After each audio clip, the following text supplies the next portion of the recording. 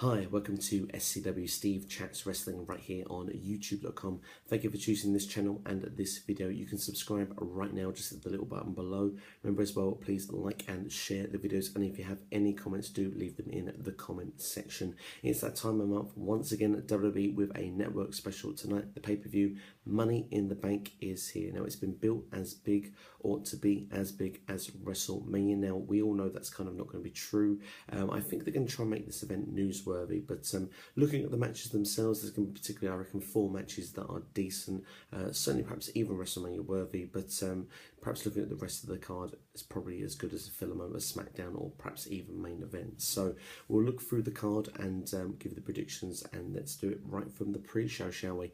There's been 2 matches added to the pre-show or 2 matches that were originally on the pre-show being moved to the main show, and where we've got 2 matches new on the pre-show. So we've got the Golden Truth versus Breezango, which yes has been built and has been done a few times, and definitely is perhaps at the worst, or perhaps even at best, should we say, pre-show worthy.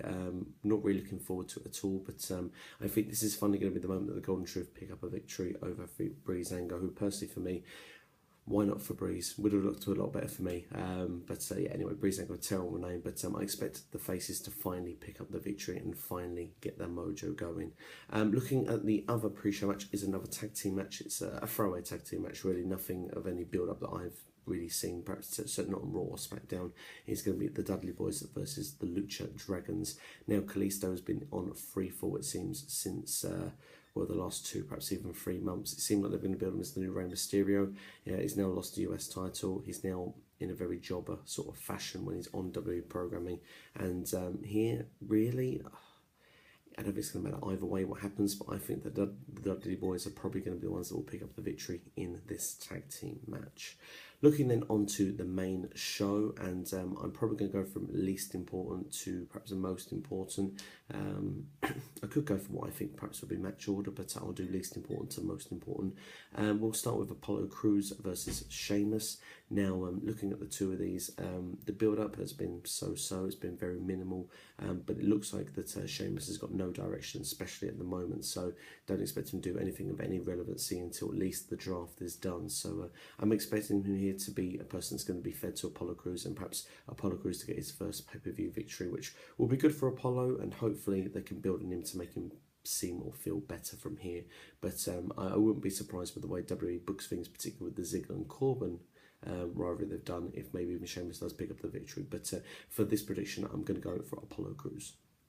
Speaking of Ziggler and Corbin, they're going to be facing for what feels like the 250th time on this pay-per-view, but I'm pretty sure this is the 4th major match they've had, and I think this one really is going to be the closing chapter of these 2. I reckon that, personally, it only makes sense for the new guy, the Andre the Giant Memorial Battle Royal winner, to go and have his build, and this way I can only see a Baron Corbin victory, and for the life of me, I do hope that this really is the last time that I'm previewing, and hopefully as well even going to be reviewing this match that's going to come up. So there we go. Next we'll look at the women's tag team match, which has sort of gone a bit flat in the women's division at the moment, but you've seen Paige pick up a couple of victories over Charlotte. I think that's probably the direction they're going to go after the pay-per-view. For the meantime though, looking at it right now, we've got Charlotte and Dana Brooke as a tag team against Becky Lynch and Natalya. I think this is going to be the final chapter to close Natalya out of any sort of rivalry with Charlotte and Dana Brooke. For me personally, they've kind of done this little bit of a play of how Dana Brooke and Charlotte, how that tandem's going to work together. Already a little bit of friction. I think that was fixed on SmackDown. I think that it's going to continue to be fixed for the pay-per-view as well, because Charlotte's going to need to look strong as the champion, and going forward to whoever her next challenger is going to be, which I'm predicting is going to be Paige. Looking then next further is the Tag Team Championships. It's a fatal 4-way. I believe it's only 1 fall. I don't believe there's any elimination rule in this, but the champions of the New Day will be facing the Club, Luke Gallows and Carl Anderson, as well as Enzo and Big Kaz, and also the Vaude Villains. Now, looking at this, I think that there's a long-term goal with this fatal 4-way. We see the attack on the New Day from the Club, that was done a couple of weeks ago on Raw. Now, it would be the ultimate match, I think, to have these two as the teams facing off for the tag team title. So to do that, we've kind of had a bit of a mixture with the Vaudevillains and Enzo Cass flirting with the tag team tournament and also the tag team championship. So they've put all in one stone to kind of make sure that this rivalry can be dragged out, which makes me feel that either Enzo is going to get pinned here in this match or perhaps someone from the Vaudevillains. I think going forward, this is going to link then to a conclusion of the Enzo and Big Cass Vaudevillains rivalry, which could be used for Enzo's injury. It writes itself going forward towards Battleground. Also as well, then it perhaps looks then we could get the New Day versus the club either at Battleground or even potentially at SummerSlam. I think the goal here is for the New Day. They're very over with WWE and the management. Vince McMahon very high on them. I think they're going to be the longest reigning tag team champions, and they've not got long to go to do that. So I'm going for a New Day victory, and I will say they'll get the victory over the Vaudevillains, but it could even be Enzo Amore as one of the sort of cheap pins, you know, get the tweener rolls occasionally with the New Day. I think that's where they could go.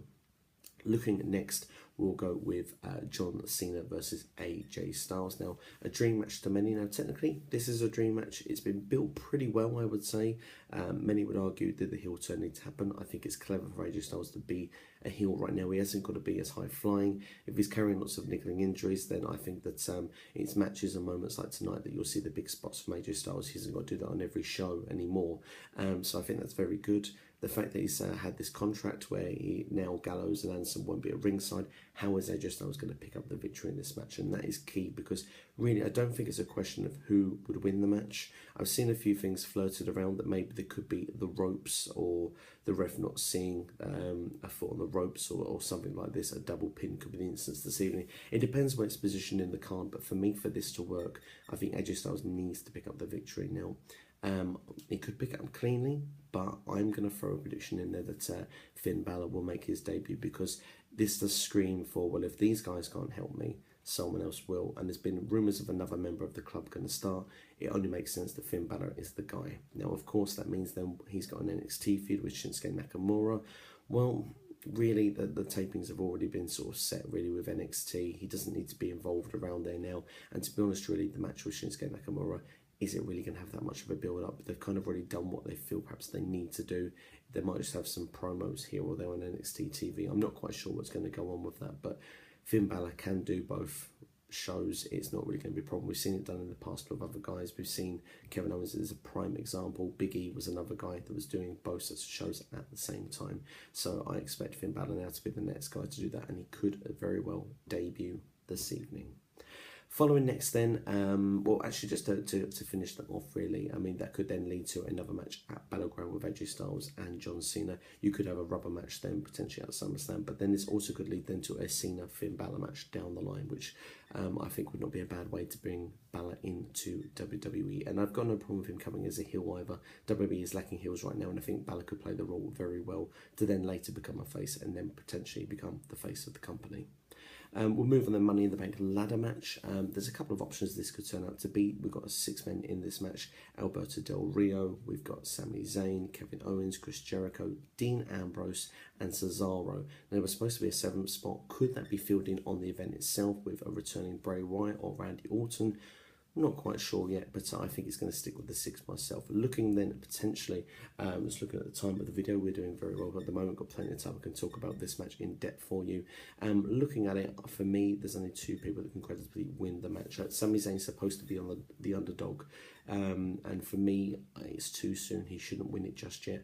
Del Rio, he's been there. He's done it before. He's the filler in this match. He's not going to do it. Cesaro potentially could be an outside bet, but for me, really, I still think that he has got a little bit to work on at the moment. I think the mid-card is perfect for Cesaro right now with matches with people like Sami Zayn. I think that works pretty well. Jericho, would love to see him win it once because he did create this match, but I don't think that that's going to happen for him right now. And I think that someone needs to win if they win the briefcase. I don't see them cashing it in and losing it. I think that would be a disastrous move going forward. This match needs to build a new main event star. And the 2 people that are set for that, in my opinion, are Kevin Owens, number 1, and Dean Ambrose, number 2. Now, the reason I'm going to go for a Kevin Owens victory this evening is that it was teased heavily on Raw about a Shield triple threat that Dean Ambrose would cash in on the same night. Now, it would suit his character very, very well, but would WWE let something out of the bag that easily? to tease us and tempt us is very exciting, but then to actually give us that immediately 6 days later is not something of a WWE tactic. Now, as well as that, Dean Ambrose is rumours that if he was to win the case or could turn heel from this, to go into what happened on Raw, basically. If you look at what happened on Raw, he did actually hit the dirty deeds on Roman Reigns, and of course Stephanie McMahon did say to him that you know, it's okay to hate, you just need to know how to use it. Now, is that a teaser that the heel turn is on? I think it could be. And then does that mean that Ambrose needs to win the briefcase to actually be in this triple threat main event with Seth Rollins and Roman Reigns down the line, potentially at SummerSlam or even next year's WrestleMania? I don't think he does. I think he is creditable enough without the briefcase. This then leaves Kevin Owens, who right now is good enough for the main event, but potentially could do with the briefcase just to move him up that card a little bit further in a quicker time, because he would be fantastic with the case. He's very good on the mic, he's very good in the ring, and with the way that he is currently on WTV, where it's on commentary and stuff like that, the amount of times he will tease a cash in and not do it would be very entertaining stuff indeed. Yes, we've seen these people where they tease cashing in before and then don't do it a million times, but I think Owens will bring a new dimension to this and make it more entertaining than it's ever been before. So I'm going to stick my neck out and say Kevin Owens will win, and I don't think he'll cash it in for a while. In fact, he could be the first person to hold that briefcase close to nearly the full year, but we'll have to wait and see what happens. The reason I say that is because of the main event, which is the Roman Reigns project, which from what I hear is not planning to end anytime soon. I think that he is having a match, well, he is having a match with Seth Rollins this evening for the World Heavyweight Championship, a match that Seth Rollins never lost the belt. He lost it due to injury. He's coming back as his first televised match back. It's going to be very exciting to see. Of course, WWE will not want Seth to look weak, and they won't want Reigns to look weak. For me, the best way going forward would be for Rollins to win, potentially by cheating, and then have Roman as the chaser to go back for the belt to continue storylines further.